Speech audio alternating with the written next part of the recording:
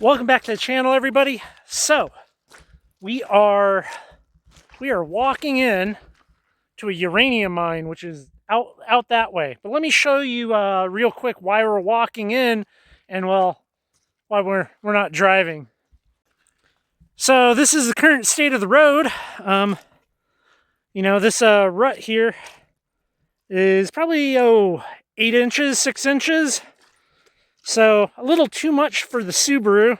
Even driving through this, it was slipping and sliding. A little bit of a background on where we're at right now. We're kind of at the base of Mount Spokane. Now, Mount Spokane has a really awesome history of uranium mines. Specifically, Autunite, which that's what we're going for. Sarah right there in her little bucket. We got our UV lights. Should be pretty good. And we'll definitely be able to find some good specimens. It's actually about 100 square miles around Mount Spokane. And actually on it, kind of like where people ski, that there's some amazing deposits of uranium. I haven't seen a whole lot of really current and I'm just slipping and sliding here. I haven't seen a whole lot of really good current information on it, but some really hot samples have came out of the mine that we're going to now in the neighborhood of like 300 to 4, 5, 600,000 CPM. So that's kind of high. Hopefully we can find something cool and take some measurements with Geiger counter at the very least. Maybe get some little tiny pieces, put them in a jar. It'll be good. Still got some snow on the ground. Starting to get into some decayed granites. Little mica.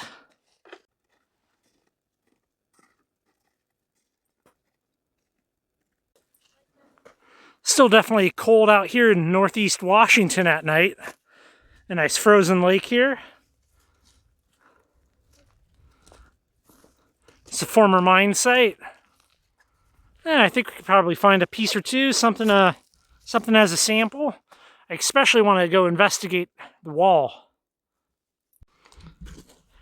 So I'm kind of using the sun to block. You see that right there? You can see it glowing right there. And that is what I am looking for.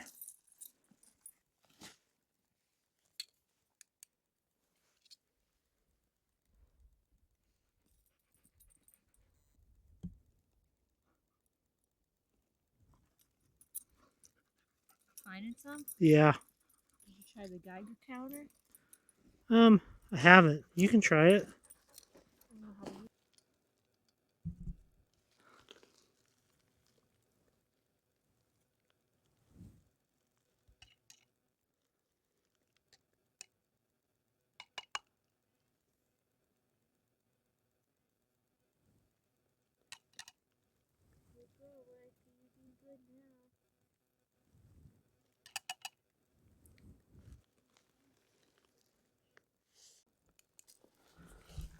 Oh yeah, that's a good piece right there. It's kind of crumbly, of course. If you can just pick up as much as you can, then we'll sort it once it's dry and in the jar.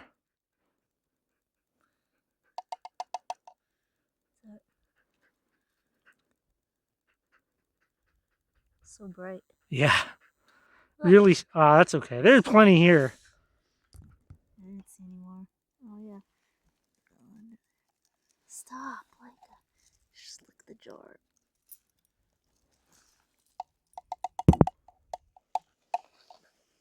Cool. You see it? Piece right there. Right there. By the way, I'm using a UV Beast light. Great light. I'll throw a link down below. You can go check them out if you want. Okay, look at that piece right there. That piece right there. Turn the light off.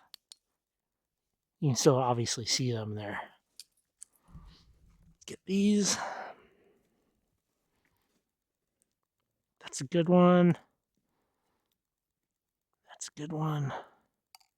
See where I'm at. Right here in the shadow of this, you can see that little yellow rock right there, right? Boom, look at that. That is really cool. Got another piece right here. I'm not going to be here too long. I just want to pick up a couple of little pieces. That's what I have in my jar so far. Right here, we have a background CPM of, this bounce between 60 and like 65. Let's look at the samples that we have.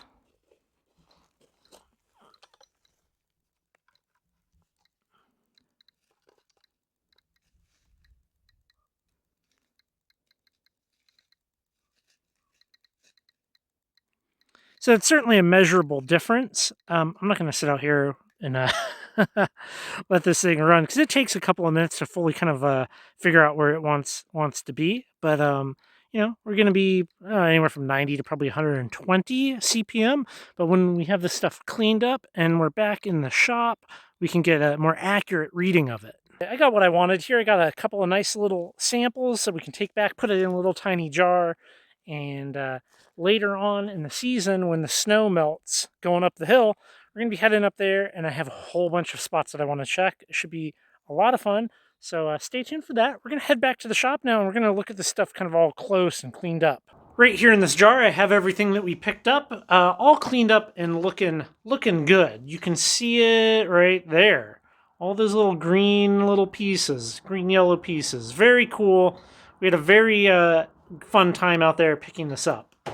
I have the Geiger counter back here clicking away, and I'm going to set it on top of it while I kind of talk a little bit about why this is so cool. And let's see. The background radiation here in the shop is, we're at 17 CPM. I'm just going to set it on here. I'm not going to shove it right up next to it.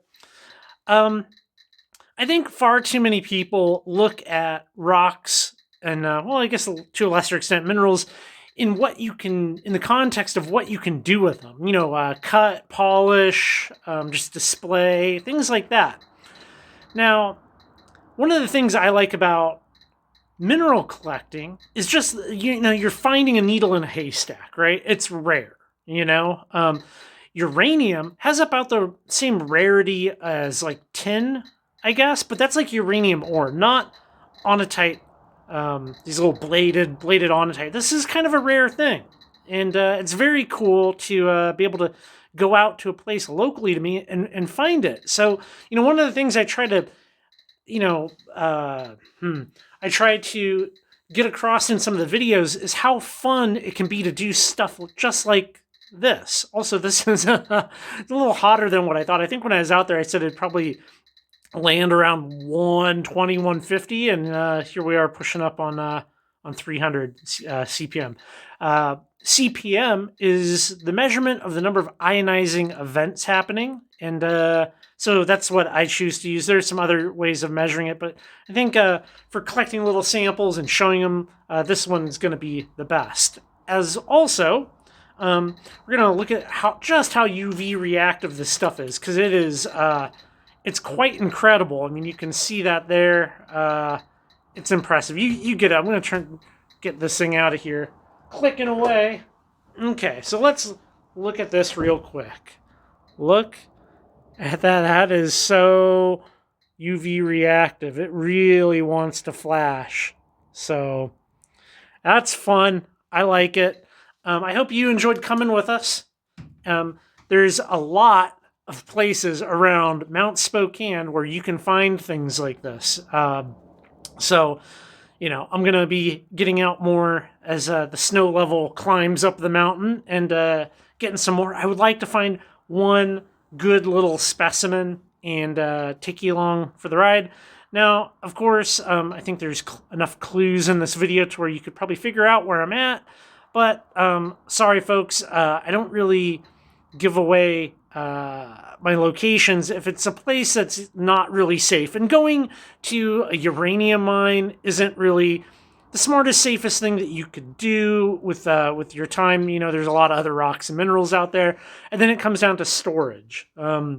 So the key to collecting radioactive minerals, rocks, is your storage. It's not about how close my hand is to it right now. It's about long-term storage. People way too often think of radiation as far as what shows up on your meter there as opposed to time of exposure. And really, it comes down to don't ingest it and how long are you with it? So as always, thanks for watching. I'm going to throw some photos in here. Take care and hit the subscribe button. You know, there's lots of awesome stuff just like this coming.